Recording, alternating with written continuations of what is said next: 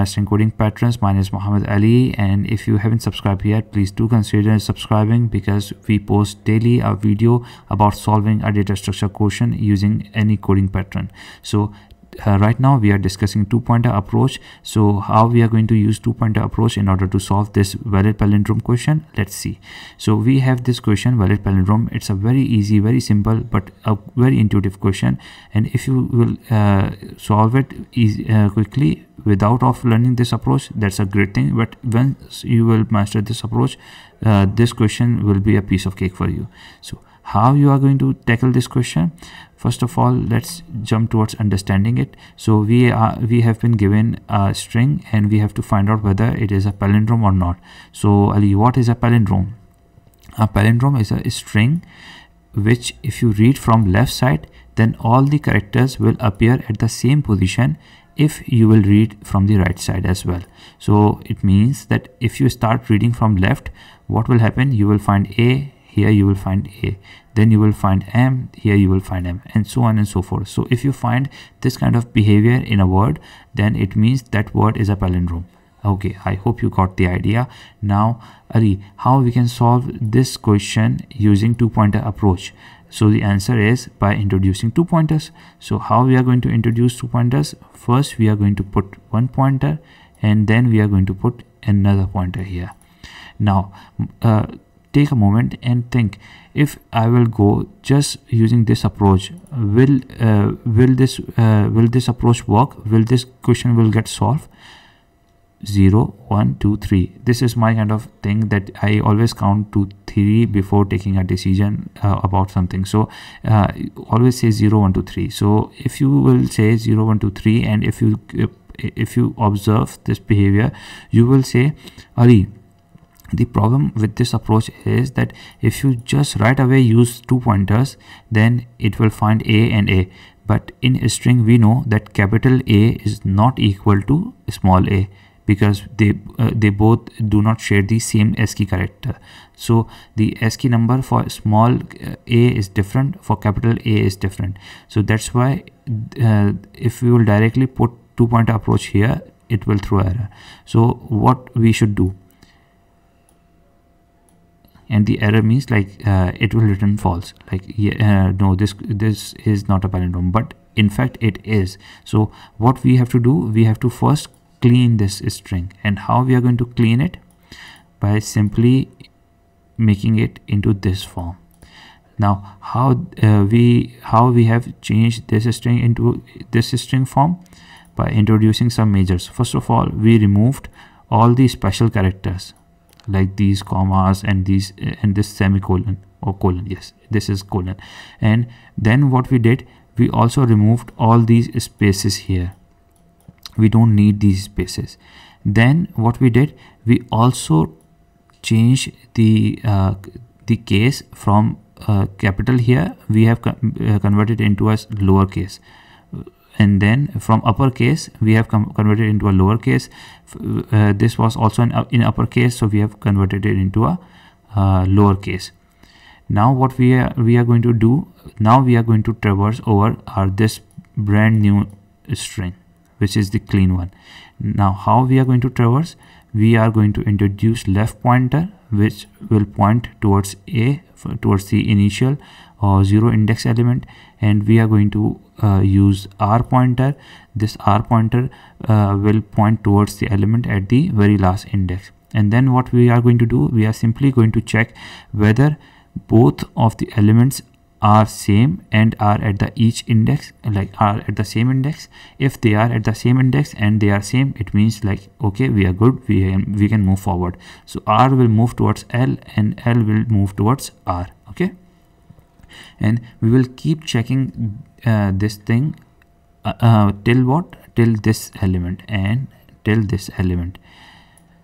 Why not C? Because we will use our loop with this condition that when L will have the same value as R, then you should break, because this C is of no use. You see, if you think both shares, if you partition away, let's say if you try to understand this is a separate string, this is a separate string, then what will happen? that this C will of no use, because we have to simply check this one with this one, okay, and both of these will share C, you can say. So that's why we will ignore this C, and we will break our loop when our left pointer will be pointing towards A, and our R pointer will be pointing towards R, because when they will meet each other, then we will not process this C, we will simply break our loop, okay. Okay, so now I hope you got the idea how we are going to approach this question using two-point approach, what is a palindrome, and how this two-point approach will easily solve this question. So let's jump towards solving this question using code. So we are here. Let me full screen. I should have used control tab, but okay, it's fine. Okay, so now we have on this question, and now this is the valid palindrome, and here you can see this is the string, and our job is to find out whether the string is a palindrome or not. So remember what we did first. We first cleaned these strings. So how we did the cleaning? I am using a one-liner here because I'm going to use list comprehension, but feel free to use like full version rather than using list comprehension, okay. But the end goal is to have a clear understanding how things are working. Okay, since our aim is to get a string in the end, that's why I'm opening a string, then I'm using join. Why join, Ali? Because now I'm going to introduce a list, and in this list we will include each element that will be either a number or an alphabet, let's say, but no space or a special character, so that we can easily traverse over our string, and our string is a standardized string, so that's why we don't want to have such anomalies like a space or a comma, and due to that our palindrome will give us like false, like it is not a palindrome, while in fact the word was a palindrome. So that's why in order to avoid such situation, what we are going to do, we are simply going to type I. Now people say like don't use I is not a good practice. So in order to become elaborative, let's say you can use element. So element for element in S. So what we are saying that for loop, go to each element and then put it into our list. But do we want this kind of behavior? No, we want to first check whether the element is the element that we want to put or not. So here we are saying if element dot is L num, and then parenthesis. What this is L num means? Is L num means alphanumeric. So what it will do, it will check whether the element is alphanumeric. If it is an alphanumeric, then you should put it into this list, and eventually we will convert this list into a string. Okay, so alphanumeric simply means alphabet or numbers. Okay, now if we will just use this string and move forward, this code will throw error. Why? Because we are forgetting one very basic but very important fundamental part of cleaning here, and let me show you. I am going to print S, and if I will run here,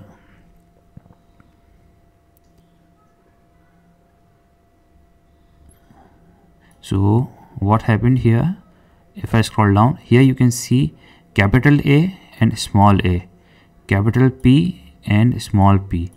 So that's why since capital P's ASCII code is different, and like capital P's ASCII code is different and small p's ASCII code is different, so that's why despite being same, they will not match. Why? Because they are not same. We can read them PP, but what Python will read them, Python will consider it as a capital P a separate thing and small p a separate thing. So how to make it like of a same you can say case? So we just have to go for using lower. So when we will use dot lower, what will happen, that first inside this list will be made, okay, this one, and then what will happen, like this list will be converted, this string was in list, so each character was separate. Then we converted this list into a string, so this string appeared. Then we are using dot lower in order to change its case. Now if I print this as now, you will find that all the characters will be in lowercase here. Okay, so all the characters are in lowercase. So now we are good to go. So let's move forward. Now we have the right string, so let's apply our logic. So first of all, we will start with introducing our left pointer and right pointer. So right pointer will contain length of s minus 1. So what this length of s minus 1 is pointing towards? It is pointing towards, it is pointing towards this a, okay, the last element, and this left is pointing towards this 0th element. Okay, now let's introduce the while loop. So while left is less than right colon. So what this means that till which character left will traverse till this point, and which character right will traverse this point. When they will be equal at this C point, what will happen? The loop will break. Okay, cool. So this is basically a logic to mark our strings end, you can say. Now what we are going to do, we are going to check if s, now we are using index, so if s left is not equal s right, what will happen? Ask yourself, say to yourself, what will happen? It will return false. Why? Simply means that let's say here there was a and here it was c, so it means that this word is not a palindrome, and that's why it will return false. But since here all of these words are same as these words, that's why it should have returned true, which it will once we will complete our code. Now we are going to introduce our traversal logic. So left, and it should be pretty clear to you by now, plus equals 1, and right minus equals 1. So what we are doing, at each iteration we are simply moving our left pointer towards the next element, then next element, then next element, and we are also moving our right towards left side, so it is moving backwards. So first it was here, then it will be here, then it will be here, and so on and so forth. Okay, now in the end we are going to return true. Let's say this whole loop occurred and there was not a single point where s left was not equal to s right. So what will happen eventually? Our code will return true. Let's quickly run this code. Okay, so our initial test cases got accepted. Now let's submit this code.